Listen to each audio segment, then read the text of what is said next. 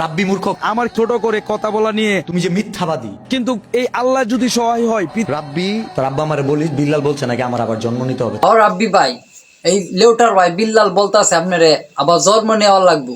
মানে কি একটা আছে না, আল্লাহ গাঁজা টাজা খায়া ভিডিও বানায় আর কি। আমি তাদেরকে নিয়ে মিস্টার রাব্বি, তুমি তোমার বাসা থেকে বের হইতে পারবা না। আমি তো একটা জিনিস চিন্তার মাঝে আছি, হালা গাঁজা কর বিল্লাল নি কিশোরগঞ্জ ঢুকতারবো। আরে ভাই তোরে তো কিছুদিন আগে ঘুরাইছি ফিরাইছি, এটাই তো বেশি।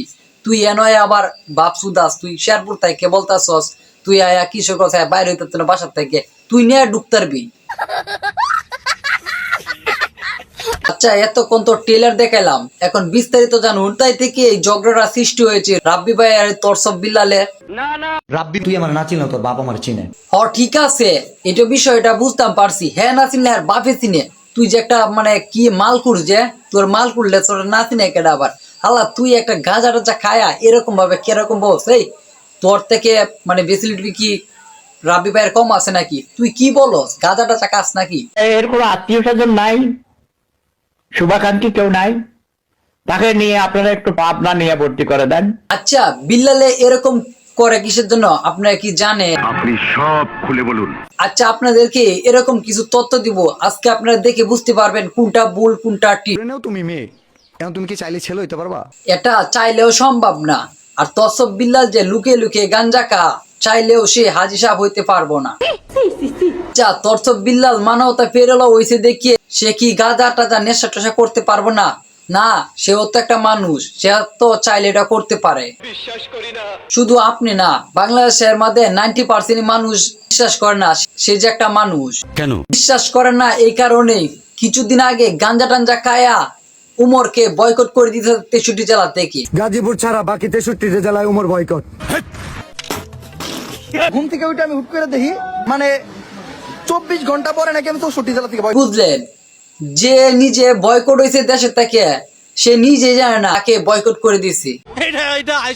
শুধু তো বয়কট করে নাই, অশ্লীল ভাবে গালিগালাজও করছে উমরকে। এখানে দেখলাম কিছুদিন যাইতে না যাইতে নাসা ভাইয়ের সাথে লেগেছে গেঞ্জাম। নাসা ভাইয়ের সাথে সম্পর্কটা দেখলাম ভালোই ছিল। আলো জ্বালাতে পেরেছে কজন? রুকো যারা, সবার করো। দেখো নাসা আমাকে হটিস্টিক দিয়ে মারতেছে। দেখেন হালাই যে কত নেশাখোর, মানে একটা হকি স্টিককে হটিস্টিক বলতাছে। মানে কি হ্যাঁ, কিভাবে পারবো অন্য বাইরে জেলার সাথে, নিজের জেলার সাথে পারে না, সাধারণ নাসার সাথেই পারলো না, গেঞ্জাম করে মায়ের গায়ে আগে বসে রয়েছে। আমার যদি মনে করেন পাগলামি, তাহলে এই পাগলামি বহু আগের থেকে চল। একটা পাগল ছাগলকে একমাত্র সঠিক ভাবে নিতে পারে নাসা ভাই, নাইলে গাঞ্জা টাঞ্জা কুরকে এভাবেই মারানো লাগে। নাসা দেখিয়ে দিছে মাইরে।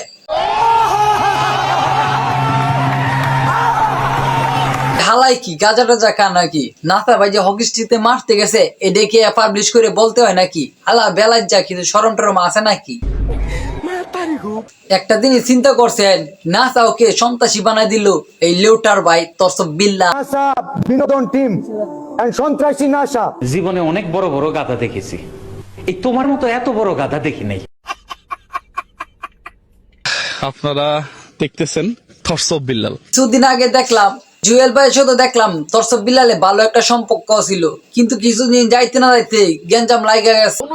আরেক নাম মানে খাইতে খাইতে তো শেষ হয়ে যাচ্ছে তোমরা। জুয়েল ভাই যখন জানতে পারছে বিল্লালের প্রতারণার বিষয়টা, তারপরে জুয়েল ভাইয়ের সাথে লাগে গেছে বিল্লালের গেঞ্জাম। ব্রেন মেসেজ জুয়েলের জন্য পাবনায় যে সিটটা আছে, ওই সিটটা ব্রেন মেসেজ জুয়েল সুস্থ হওয়ার পরে আমি তোমার দিতে চাই, তুমি কি সিটটা নিবা? এই নেশাখোর যে কি বললো দেখলেন, অবশেষে জুয়েল ভাই হলো ব্রেনলেস।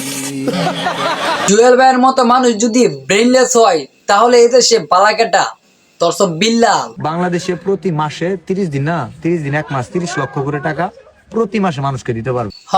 তরসব বিল্লাল প্রতি মাসে 30 লক্ষ টাকা দিতে পারবো। 30 লক্ষ টাকা হ্যাঁ বাফে কামাই হয়ে তৈছে তো চুদানির ভাই টিকটকার করতে আইছে।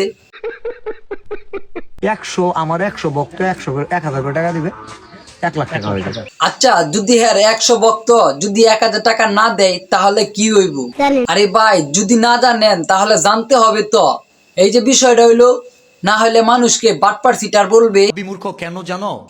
রাব্বি তো মূর্খই, শিক্ষিত হইলো তরসব বিল্লাল গাঁজা খোর আর কি। আর হ্যাঁ কি বলে জানেন, হ্যাঁ ফেসবুকটা বিলে হ্যাঁ কিনে নিছে, হ্যাঁ বাপের ফেসবুকটা। বাংলাদেশের ফেসবুকটা আমার নামে আমি লিখে নিস। আচ্ছা হ্যাঁ, নেশা টেশা করে রাব্বি কে বাটপার থিটার বলতাছে, মানে কি একটা অবস্থা। মানে হ্যাঁ, গাঁজা টাজা খা, নেশা ধরে আরেকজনে। তুমি যে মিথ্যাবাদী রাব্বি মূর্খ।